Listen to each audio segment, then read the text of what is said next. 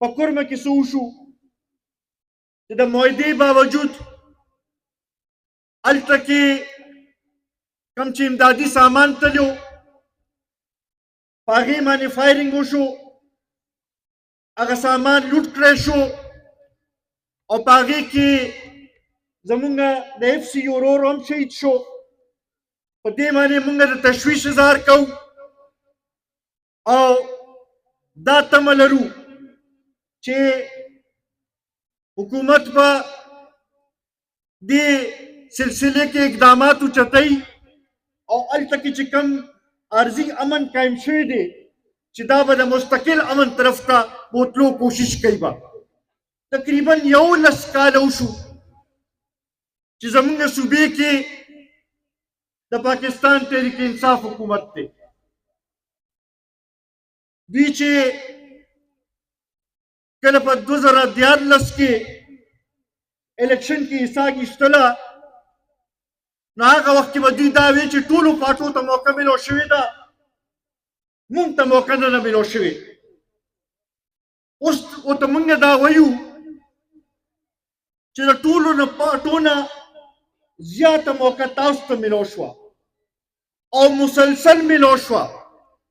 مسلسل 11 سال مسلسل 11 کاله نور یو پارټۍ ته هم نه ملو شوې. 11 کاله پس ته دا قوم د تحریک انصاف نه دا سوال کوي، دا تپوس کوي چې په دې 11 کاله کې تاسو څه داسې پالیسي جوړه کړه، څه داسې اقدام اوچت کو چې مونږ دا ووایو چې زمونږ په ژوند کې فرق راغی.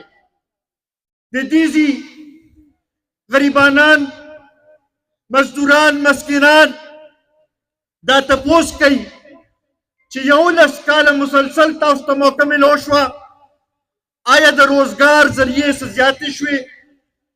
آیا د غریب په ژوند کې څه فرق راغی او که نه؟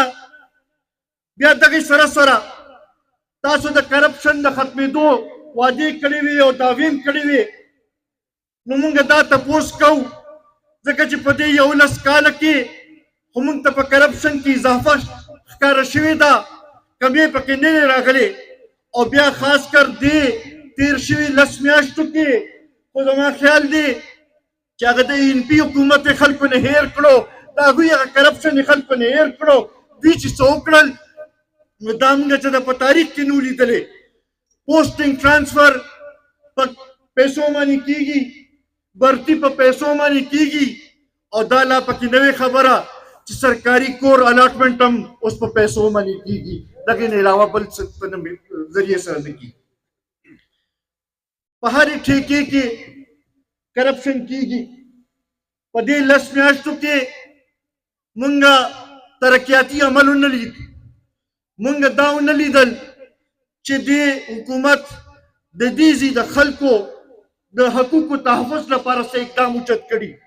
مونږ دا ونه لیدل چې دوی د دې چې یو طرف ته دوی دا وایي چې دا زموږ حق دی چې مونږ احتجاج وکړو، نو بل خواته دا د دې خلکو حق دی چې تاسو نه تپوس وکړي چې تاسو ته یو ذمہواري حواله شوې ده د آئین لاندې. نو بیا د دې قوم هم دا حق جوړیږي چې تاسو نه دا تپوس وکړي چې تاسو دې صوبې له څه وکړل، تاسو د دې د عوامو لپاره هم څه وکړل، د دې خلکو لپاره تاسو څه وکړل، د صوبې د حقوقو لپاره تاسو څه وکړل، د خلکو حقوقو لپاره تاسو څه وکړل.